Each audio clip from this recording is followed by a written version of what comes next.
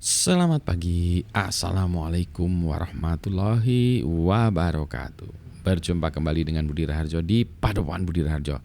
Kita mulai dengan ngopi dulu. Bismillahirrahmanirrahim. Ini aromanya enak, kopinya enak dari Arca Ulian Bali Kintamani dari Hungry Bird. Ini kata Mas Pujo sih harusnya kopi itu cukup di dot itu ya, tapi saya kelewatan karena pengen banyak ngopinya. Hari ini mau ngoprek, hari ini bereskan tugas mahasiswa dulu ya, terus habis itu mau ngopreknya banyak, ngoprek technical, ngoprek ada keyboard baru tuh, waduh keyboard baru, quote unquote baru, pinjaman sih. Nanti kita bahas ya Roland GV80. Tapi saya ingin bahas soal ini ya, ada sedikit keresahan bagi saya tentang kemampuan anak-anak muda sekarang. Nah, maksudnya gimana sih? Saya lihat ada banyak sekarang instansi corporate yang pindah dari solusi sendiri menjadi solusi beli dari vendor. Di satu sisi tuh ya mungkin bagus juga ya, artinya perusahaan ini sudah nggak perusahaan main-main atau instansi ini nggak main-main, mau mulai serius ya terhadap dunia IT-nya. Tetapi di sisi lain keresahannya itu jadi kita menjadi makin tidak capable. Saya ambil contoh ini. Kalau dulu zaman dulu itu mail server mail itu dikelola sendiri. Di kampus-kampus tuh email tuh dikelola sendiri oleh mahasiswanya biasanya, atau dosen plus mahasiswa, atau ada staffnya juga yang mungkin staff part timer gitu ya. Ini jadi kalau kita sebut yang mengelola ini amatiran ya, mengelola amatiran, tapi bagus sekali tuh. Semuanya mengelola server email berbasis Unix-nya juga mungkin Unix yang gratisan, berbasis Linux, berbasis FreeBSD, macam-macam ya, Linux variasi mulai Debian, Red Hat, variasi dari Red Hat dan seterusnya, CentOS lah apa gitu ya. Anyway, buat setup server mail server sendiri pakai macam-macam ya, ada yang pakai Postfix, ada yang pakai Sendmail dulunya, ada yang pakai Qmail, ada yang pakai macam-macam lah, pokoknya pakai solusi sendiri, pakai email. Terus kemudian usernya pakai email reader sendiri. Kalau zaman dulu tuh pakai Eudora, Pegasus lah. Nah, sekarang yang mungkin yang mainstream tuh Thunderbird deh gitu. Dah. Terus lama-kelamaan, wah repot nih kalau install di komputer sendiri. Maka mail server pindah ke web-based. Web-based maka dikembangkanlah banyak web-based mail reader atau mail interface ya. Kalau kita sebut program mail. Program mailnya itu kalau disebut teknikalnya namanya MUA, Mail User Agent, MUA ya, Mail User Agent. Itu adalah program kita gunakan. Makalah kita punyalah yang web based, ada Thunderbird tetap, ada yang web based juga. Web based ada macam-macam, mulai ada yang berbasis PHP-an, terus sampai Roundcube ya. Sekarang yang banyak dipakai adalah Roundcube. Nah, pada saat yang sama banyak perusahaan yang mulai menjadi lebih stabil, lebih hebat, lebih global. Contohnya adalah Google. Maka emailnya menjadi luar biasa stabilnya. Sebelum Google apa? Yahoo. Semua orang pakai Yahoo Mail ya, orang-orang pakai Yahoo Mail untuk email-emailan. Sekarang semua orang pakai Gmail ya, Gmail, Google Mail gitu-gitu. Tuh kalau aliran Google. Sisi lain lagi, Microsoft juga punya solusinya, pakai Outlook ya, Outlook based. Jadi ada aliran Google, aliran Microsoft, dan aliran ini kelola sendiri. Dengan menggunakan layanan Gmail ataupun Outlook, maka instansi atau kampus nggak perlu pakai orang, dia tinggal pasang, serahin aja.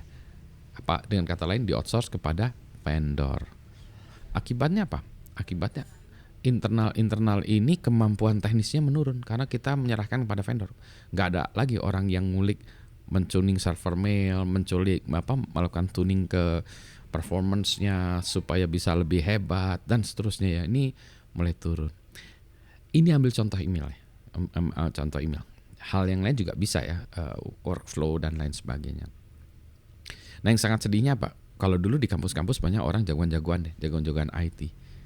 Nah, jagoan-jagoan IT-nya ini yang tukang nguliknya segala macam udah habis. Yang dulu-dulu udah pindah ke perusahaan-perusahaan besar, yang baru-barunya tidak ada lagi. Tidak ada lagi. Sedih ya. Sedihnya gimana? Ya kita hanya akan jadi pasar, pengguna. Pak, kan saya kan instansi perusahaan, Pak, bukan perusahaan IT, bukan software, perusahaan IT yang punya ngelola IT sendiri. Iya sih, boleh jadi itu alasannya ya. Kalau gitu semua nanti Indonesia ya jadi pasar aja. Kita tinggal beli aja. Ngapain juga buat mobil sendiri, tinggal beli aja dari Jepang. Ngapain kita buat komputer, tinggal beli aja dari yang lain-lain. Ngapain kita handphone, beli aja dari Korea. Ngapain kita yang teknologi yang terbaru pun ya tinggal beli aja dari orang lain. Kita jadi seolah-olah kita ngekos di rumah sendiri, milik orang lain semua tuh. Solusi, teknologi, produk. Apakah masih ada peluang untuk itu? Ada banyak. Contoh nih yang dekat-dekat. Dulu kalau kita bicara tentang AI, yang paling ngetop tuh DeepMind, Google. DeepMind.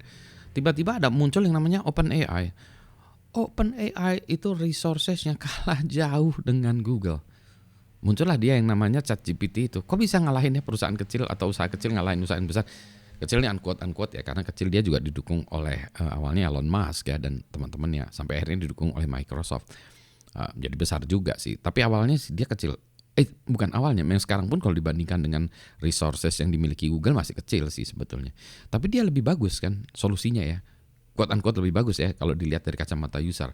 Kita nggak tahu di bawahnya, under the hood-nya, di engine-nya tuh boleh jadi yang punyanya Google, yang punyanya Alibaba mungkin lebih bagus, kita nggak tahu ya.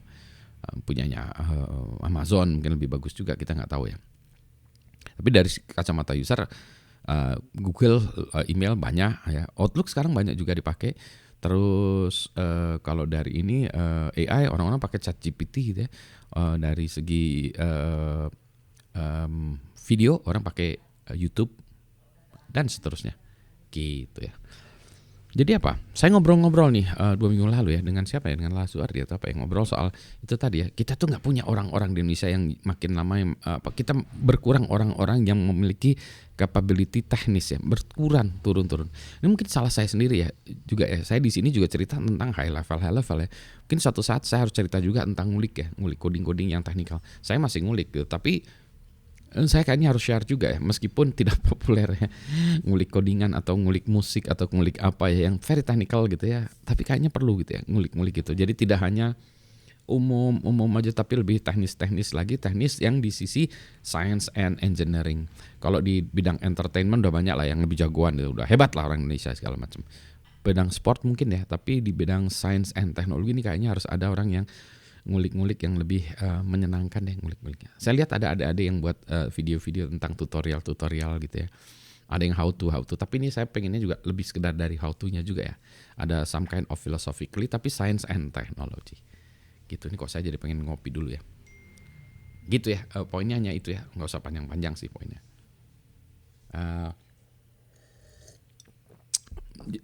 Itu ditambah lagi gini ya, Indonesia kan penduduknya banyak ya, jumlah resources engineers di Indonesia ini 277 juta orang Indonesia. Kalau kita ambil 1%-nya ya, enggak 1%, 0,1% atau 0,01% aja. Masa kita nggak ada yang hebat-hebatnya sih ya? Masa nggak ada sih penggunanya, kita banyak pengguna teknologi informasi banyak ya. Masa tidak ada perusahaan menonjol terkait dengan produk atau services yang terkait dengan IT-nya. Kan kita pakai sendiri gitu ya. Kita pakai sendiri. Kan itu perusahaan besar. Iya, tapi perusahaan besar pun masih kalah dengan perusahaan kecil kalau dari segi agility, inovasi dan sebagainya. Perusahaan kecil tentu saja, kelompok kecil itu kekurangan resources tentu saja. Orang-orang besar juga kekurangan resources, tapi kekurangan ini kompensasi dengan kegilaan ya dan semangat yang luar biasa yang mana itu tidak bisa dikalahkan. Bambu runcing bisa mengalahkan senjata tajam, meriam gitu ya. Bambu runcing, bayangin. Masalahnya bukan masalah bambu runcingnya, masalah orang-orang di belakang bambu runcing itu. Semangatnya, passionnya ini yang menggelora gitu ya. Kita punya passion yang menggelora enggak? Untuk belajar science and technology gitu ya. Science, technology, math ya, STEM gitu ya. Ya itulah ya. Nanti kita bahas ya, berarti saya harus bahas ulikan-ulikan yang lebih teknis lagi ya daripada yang sekedar ini ya. Untuk menunjukkan juga bahwa Pak Budi masih suka ngulik ya, nguliknya. bahasnya nguliknya apa aja ya. Nanti saya bahas ulikan saya yang nggak hanya, ya pokoknya ulikannya ada sedikit teknis, sedikit beda, yang di luar mainstream ya. Ini bener-beneran saya pengen ngopi dulu ya, biar supaya matanya teng gitu ya. Selamat pagi, assalamualaikum warahmatullahi wabarakatuh. Sehat semuanya ya, yang penting itu ya sehat ya.